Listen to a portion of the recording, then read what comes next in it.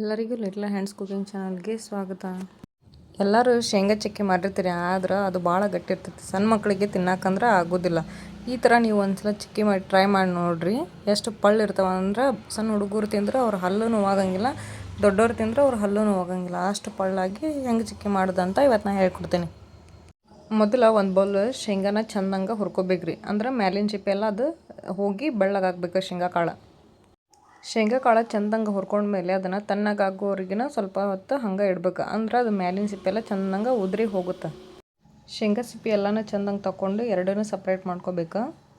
ಈ ಥರ ಶೇಂಗಾ ಚಿಕ್ಕಿನ ಸಣ್ಣ ಮಕ್ಕಳಿಗೆ ಮತ್ತು ದೊಡ್ಡವ್ರಿಗೆ ಅಥವಾ ಪ್ರೆಗ್ನೆಂಟ್ ಇದ್ದವ್ರಿಗೆ ಕೊಟ್ರೆ ಅವ್ರ ಬಾಡಿ ಒಳಗೆ ರಕ್ತದ ಪ್ರಮಾಣ ಜಾಸ್ತಿ ಆಗ್ತೈತಿ.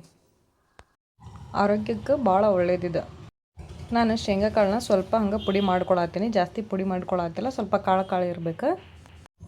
ಈಗ ನಾನು ಶೇಂಗಾ ಕಾಳು ಎಷ್ಟು ತೊಗೊಂಡಿರ್ತೇನಲ್ಲ ಅದ ಬೌಲೊಳಗೆ ಅಷ್ಟು ಬೆಲ್ಲನ ತೊಗೊಳತ್ತೀನಿ. ಅದಕ್ಕೆ ಸ್ವಲ್ಪ ನೀರು ಹಾಕ್ಕೊಂಡು ಅದನ್ನು ಬಿಸಿ ಮಾಡ್ಕೋಬೇಕು. ಎಷ್ಟಂದ್ರೆ ಫುಲ್ ಕುದಿಬೇಕದ. ಬೆಲ್ಲ ಎಲ್ಲ ಕರಗಿ ಪೂರ್ತಿ ಕುದ್ದು ಅದು ಒಂದು ಪಾಕ ಬರಬೇಕು. ಪಾಕ ಬರೋವರೆಗೆ ಚೆಂದಂಗೆ ಕುದಿಸ್ಕೋಬೇಕು.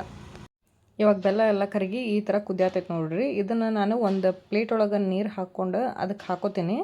ಅದು ಹಾಕೊಂಡಾಗ ಈ ಥರ ಕೆಳಗೆ ಗಟ್ಟಿಯಾಗಿ ಕುದ್ಕೋಬೇಕು. ಅಂದ್ರೆ ಅಲ್ಲಿವರೆಗೂ ಕುದಿಸ್ಕೋಬೇಕು ಅಂದ್ರೆ ಪಾಕ ಬಂದೈತೆ ಅಂತ ಅರ್ಥ.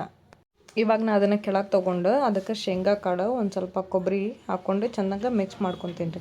ಇದಕ್ಕೆ ಇನ್ನೂ ಒಂದು ಐಟಮ್ನ ಆ್ಯಡ್ ಮಾಡ್ಕೋಬೇಕು ನೀವು. ಅಂದ್ರೆ ಶೇಂಗಾ ಚಿಕ್ಕಿ ಗಟ್ಟಿ ಆಗೋದಿಲ್ಲ, ಅಂದ್ರೆ ಪಳ್ಳಾಗ್ತೈತಿ. ಅದೇನಂದ್ರೆ ಶೇಂಗಾ ಪುಡಿ ಇರ್ತೈತಲ್ಲ ಅದನ್ನು ನೀವು ಅದಕ್ಕೆ ಆ್ಯಡ್ ಮಾಡ್ಕೋಬೇಕು.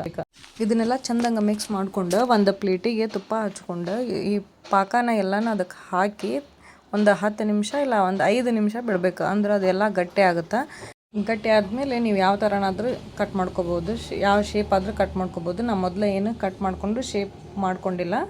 ಈ ಥರ ರೆಡಿ ಆಗೈತಿ. ಇದು ಗಟ್ಟಿ ಇರೋದಿಲ್ಲ, ಭಾಳ ಹಗರ್ ಇರ್ತೈತಿ. ಮಕ್ಕಳಿಗಂತೂ ಭಾಳ ಚಲೋ ತಿನ್ನೋಕೆ.